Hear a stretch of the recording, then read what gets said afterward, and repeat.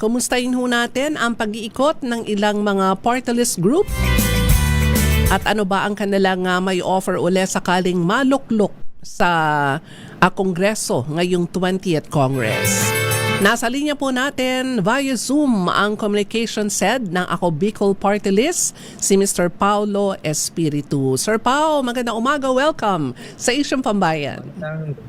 Magandang umaga, Ma'am Bilky. Siyempre, magandang umaga po sa lahat ng ating tagapakinig dito sa Isyong Pambayan, sa DTRH at sa mga nanonood sa cable at maging sa YouTube channels. Siyempre sa mga inaabot din ng internet, no? Lalo na sa Facebook page. Magandang umaga po sa Isyong Pambayan. Kompleto ang pagbati ni Sir Pao. Anyway, kamusta muna ang pag-iikot ng Ako Bicol Party List? Okay naman po, tuloy-tuloy lang ang siyempre ang pag-iikot ng Ako Bicol, lalo na po sa Bicol region, no? Wala pong tigil yan habang nag-iikot. Siyempre, tuloy pa rin yung serbisyo na ibinibigay sa kanila, sa mga kababayan po sa mga Bicol region po. No? Napag-uusapan natin na Pao, ang sabi mo habang umiikot ang Bicol, Ako Bicol Party List sa iba't ibang mga lugar, partikular sa Bicol, tuloy-tuloy pa rin ang serbisyo. Ang serbisyong medical ang focus ng Ako Bicol Party List. Paano ang proseso? Halimbawang gustong maka-avail ng serbisyong medical ng Ako Bicol Party List. Pakipaliwanag mo nga, Pao. Opo, yan pong Ako Bicol po, no. Matagal na po nagiging adikain po yung namin, yung pagbibigay serbisyong medical sa mga kababayan po natin na nangangailangan. Marami po kasi mga kababayan natin yung talagang walang pambayad sa mga ospital, yung panggastos sa mga hospital bills. So, kaya karamihan po, lumalapit po sila sa atin for the medical assistance program. So, simple na naman po yung proseso niya. Nagdadala po sila ng mga requirements. Tatlo lamang po yung mga requirements isinusumite, yung mga medical abstract, yung mga or medical certificate, bill quotation ng hospital, at valid ID. Then, pag natanggap po namin yun, ipoproseso po yun, ibabalidate, ititingnan kung tama pong bigyan at legit naman. So, naipoproseso na po namin yun through medical assistance ng guarantee letter. Yun po ang binibigay. Oo, through guarantee letter. Sa mga nanonood po ng RHTV, makikita niyo po yung ilang mga litrato, no? Kuha ito sa ilang mga serbisyong medical program ng serbisyong medical ng Ako Bicol Party List. Yung iba pa, no? Halos maiyak. Ayan, si nanay. I'm sure isa siyang pasyente, no? Cancer patient ito, Paulo? Cancer patient po si nanay. Kung makita rin po sa screen, meron po yung ayan po, inoperahan po si Mang June Giray po. Oo. For example, nagbaka sakali po yan doon sa Congress, pumila po ng umaga, yung sa People's Day po na tinatawag po namin. So, si Mang June po ay heart patient po siya, kailangan po siya operahan. So, nakita po siya ng aming mga staff po doon at kasi nanghihingal siya . So, sabi namin ng staff, kayo po mismo yung naglalakad. Wala po ba kayong kasama? Wala raw, no? So, siya po ay galing pa sa Palawan. Ang layo pa naman nung opisina ng dyan sa Congress, ang layo ng nilalakad, hindi ba, Paulo? So mag-isa lang si nanay nang magtungo sa inyong tanggapan. Ang proseso po kasi na humihingi ng serbisyong medical, particular Ako Bicol Party List, ay meron syempreng mga record na ipapakita para makita doon yung kanilang medical abstract. Ito yung sinasabi nga ni Paulo. So, lahat ba pwedeng lumapit, Paulo, o depende sa kaso ng mga pasyente? At yung kanilang kalalagayan din sa buhay, hindi ba? Lahat naman po ay pwedeng maka-avail, lumapit, basta po ay siyempre at mayroon pong valid requirements, no? Basta po mga government hospital po na pwedeng lagyan po ng mga medical assistance, no? Wala pong pinipili yan. Basta Pilipino tayo, siyempre. Lahat po yan, wala pinipili. Basta po, kahit hindi, sabi po ng iba, baka Bicolano lang kasi ako Bicol. Oo, pero hindi po. No? Kasi lahat po. Ang tanong ko, Paulo, pag sinabing Ako Bicol, para bang ang makaka-avail lang ng serbisyong medical ninyo ay yung mga taga Bicol o pwedeng paglumapit sa tanggapan ninyo dyan sa Congress? Ni Congressman Saldico, banggitin natin ang kanyang pangalan. Kahit hindi Bicolano, pwede maka-avail. Kahit hindi po Bicolano, po pwede pong lumapit. Wala pong pinipili ang pagtulong ng Ako Bicol. Lahat po yan. Ano? So, sa Bicol din po kasi meron din naman. So, dito sa Kagaya sa Maynila, sa People's Day po, tinatawag po namin dyan sa People's Day po. No? Meron po yan sa Congress. Every Monday po yun ng umaga. So, pwede pong pumila doon kahit sino. Magdala lang po ng mga necessary requirements. Pwede po kayong makahingi po ng tulong, no? Sir, tulong medical assistance program. Pag-usapan nga natin yung People's Day, Paolo. Unang-una ang sabi mo nga, every Monday ito. Every Monday po itong People's Day, no? Ito po yung paraan. Nawawala yung teka lang ang audio ni Paolo. So pinag-uusapan po natin yung People's Day kasi baka meron ho tayong mga kababayan na kapos po ang kanilang budget pang medical. Pwede ho kayong lumapit po sa tanggapan din ng Ako Bicol Party List. Yes, Paolo, People's Day every Monday. Ang People's Day po ay every Monday po yan. Ano ho? Ito po yung paraan ng Ako Bicol Party List para ilapit sa mga tao yung tulong sa kanilang pagpapagamot. No? Every Lunes po yan, every Monday. So umaga, isa po yan ng 9 hanggang may tao po. Oo. So marami po pupunta doon. All walks of life po nagpupunta po ron. Mga kababayan po natin na nangangailangan ng tulong medical. Ang dami po. Kaya pala pag kami ay nadadaan bandang dyan sa area ng tanggapan ni Congressman Elizalde, ubod ng haba ng pila ng ating mga kababayan. Ang maganda lang dito, Pao, no, kasi yung ilan na mga tanggapan ng gobyerno, nasa labas sila ng mga tanggapan. Ubod ng init, lalo na yung mga matatanda halos sa mahimatay sa gutom, sa init. At least tayo nasa loob ng Congress, malamig yung area at na-accommodate yung mga pasyente kahit na marami sila. At sabi mo nga, kung minsan inaabot kayo hanggang gabi, di ba? Inaabot ang gabi. Gaya po nga nito, Ma'am Milky, no, nung una po kasi sa mabanggitan natin People's Day. Nung una po kasi sa House of Representatives po yan, no, sa batasan. Kaya nga po nasabi nyo, sa dami pong kumukuha ng mga medical assistance, sa dami pong pumupunta, ibang ano po yan ibang mga lugar, maraming probinsya. So, kaya nga ang sabi ni Kong Saldi, pwedeng tayo ang lumapit sa tao, no? Tayong lumapit para hindi na sila pumupunta doon sa house at pumila ng matagal.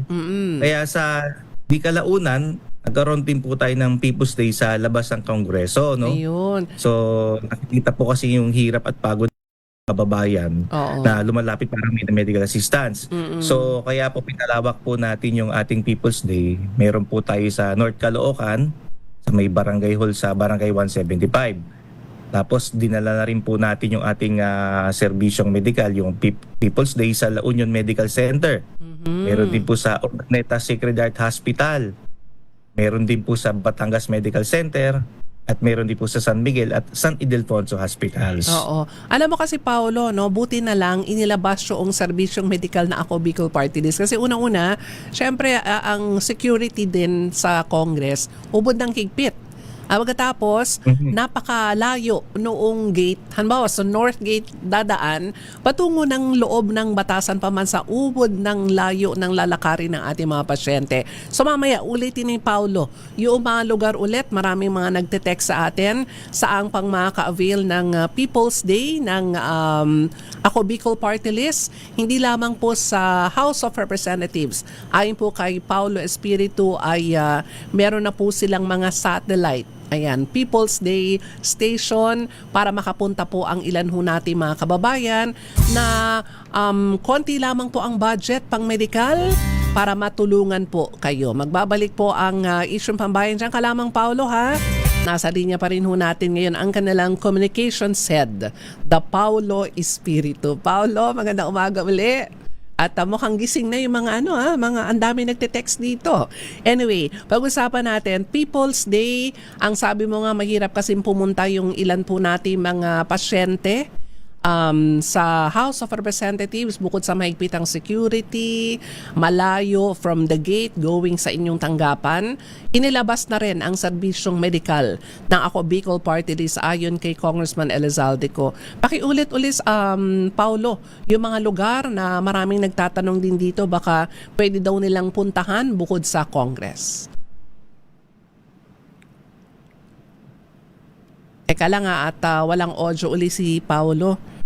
Bigyan na, ayan. Yes, Paulo? Yan po. Nawawala. Oo. Ayan. Ayun po, yung People's Day po, pinalawak na po natin lalo yan. Meron na po tayo sa North Caloocan, sa Barangay Hall, Barangay 175. Dinala rin po natin sa La Union Medical Center, sa Urdaneta Sacred Heart Hospital, sa Batangas Medical Center, sa San Miguel, Bulacan at sa San Ildefonso Hospitals po, no. Kaya minabuti po natin kasi marami pong kababayan natin ang lumuluwas pa ng Maynila para mag-submit lang ng mga medical assistance ng guaranteed letter. Kaya sabi po ni Kong Saldi, kayo na ang lumapit. Yun. Na mas maganda at hindi na pumupunta doon dahil grabe po ang pila po kasi sa Tagindong tanggapan, sobra po ang habang pila at yung karamihan may mga sakit pa yung nandun. Oo nga, Saka yung mga nabanggit ko po napupunta doon, Ma'am Milky, yung sa Pangasinan. May na-meet po ko doon, kamag-anak po ninyo. Oo nga, nabanggit mo, di ba? Sa may area ng Pangasinan. Oo. Pangasinan. Kamag-anak po ninyo. Tontuwa siya nung nakakita po kami doon kasi nga at magbibigay serbisyong tulong po ng medikal. Oo, maganda rin at inilalabas na yung ganito mga tulong sa ating mga kababayan sa halip na pumunta sila sa ilang mga government offices at tulad nga ng inyong programa sa halip na sa Congress ay dadalhin sa iba't iba mga probinsya at mga lugar para madaling marating ng ating mga kababayan, lalo na yung mga humihingi ng tulong na walang kapera-pera para bumili ng mga gamot at magpa-check up. Matagal na itong programang medical, serbisyong medical na Ako Bicol Party List, no? So meron ba tayong datos kung ilang porsyento na, ilan na ang mga natulungan, iba't ibang klaseng sakit ang usually idinudulog at hinihingan nila ng tulong? Marami po, bali sa loob ng 15 years po, ito na po ang natulungan ng Ako Bicol, sa Bicol po, 528,799,000 patients sa Bicol region ang natulungan sa kanilang pagpapagamot sa ospital. Zero billing po ang ibig sabihin pag walang pambayad sa mga kababayan po doon sa Bicol, particular doon sa Bicol Regional Hospital Medical Center. Nag-zero billing po tayo doon sa mga tao. Ibig sabihin walang babayarang hospital bill. Opo. Opo, zero billing po pag dating po sa Bicol Regional Hospital Medical Center. At dito naman po sa People's Day sa Manila, nabanggit po kanina, pati sa mga karatig probinsya, ang kabuuan po ay meron po tayong 11,500 simula po itong 2025 nung January hanggang April. Dami-dami na rin pala. At sakali namang sakaling meron pa bang mga dagdag kasi may mga ilan pang mga kumbaga pasyente. Minsan halimbawa pagpunta nila ng ospital at nabigyan naman ng tulong o pagpunta ng inyong tanggapan at nabigyan ng tulong ano ba yung susunod na proseso dito? Kasi hindi naman magtatapos yung tulong di ba? Pag punta lang sa inyong opisina, i-refer sa ospital, may guarantee letter. Ito yung sasagutin ng inyong tanggapan kung anong gagastusin niya sa ospital. So nangyayari po doon pag once lumabas po yung guarantee letter po noon, yun po ay binibigay naming personal. Pero bumabalik po sila doon sa People's Day every Lunes. So babalik po sila doon para kunin. Then ganoon din po sa mga probinsyang binababaan po ng People's Day, pinupuntahan po namin ulit para ibigay po sa kanila. Kami po ang pumupunta. Then after po doon, may mga case study po kami na mga malala talaga at yun po ay tinututukan din po namin yan. So pinupuntahan, binibigyan ng check up ulit, tinitingnan. So minsan may financial assistance po kami binibigay para po kasi minsan may mga kababayan po talagang hirap po talaga no. Bukod po dun sa medical assistance kailangan po panggamot pa po niyan. Oo, Kaya yun po panggamot, pamasahe. tututukan pa rin namin. Oo, tututukan pa rin. Ang Ako Bicol Party List, kumakandidato uli. Anong numero ulit ito, Pao? 131 po sa balota. 131, ayan. At I'm sure, 131. sakaling pala rin ang Ako Bicol Party List, Papa P, Paolo, anong mga programa ang gagawin ulit ng Ako Bicol Party List sa Kongreso? Of course, serbisyong medikal, okay na yan. Meron ba idadagdag uli na mga programa ang Ako Bicol Party List? Siyempre po kami naman po ay mabigyan muli ng tiwala ng ating mga kababayan ay pagpapatuloy pa rin po natin. Nabanggit po ninyo na yung pangunahing layunin, yung magbigay tulong lalo na sa rangan ng serbisyong medikal.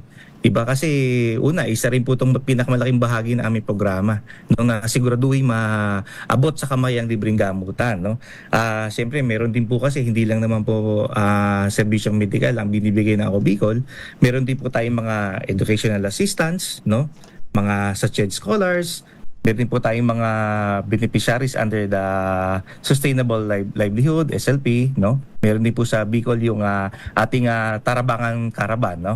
At yun po, kilala po kasi ang Ako Bicol, no? Lalo pagdating po sa mga, yun na nga po, mas kilala sa medical assistance, lalo na sa mga special hospitals. So tuloy-tuloy lang po yan.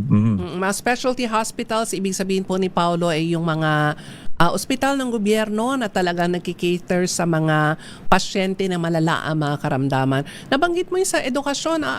Interesado ko pagdating sa edukasyon para sa ating mga kabataan. Ano ang proseso naman sa edukasyon nung Ako Bicol Party List, Paolo?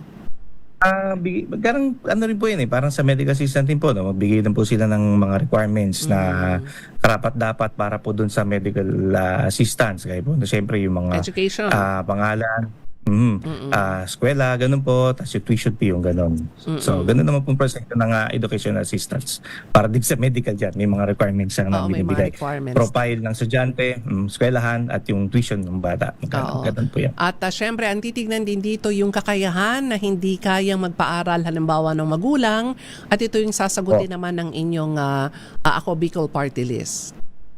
Apo, ganun po ang nangyayari po. Siyempre, pag wala pong kakayanan, yun po ay yung pinag-aaralan po yun. Siyempre, hindi naman po yan agad pag binigay nyo, tinatanggap agad. So, pag hindi po kaya ng pamilya, yun po ay nabibigyan pa rin ng medical assistance. Dumadaan sa proseso po lahat. Nako, Paolo, maraming mga interesado sa programa ng Ako Bicol Party List at sana daw ay magpatuloy pa rin ang serbisyong medikal ng Ako Bicol Party List. Baka meron kang mensahe, Paolo, sa pangalan, of course, ni Congressman Elizalde Co sa ating po mga kababayan at number 131 Ako Bicol Party List. Nasa yung pagkakataon mensahe mo, Paolo? Sige po. Kami po sa Ako Bicol ay taos puso nagpapasalamat sa tiwala ninyo sa amin sa nakalipas na 15 years po, no?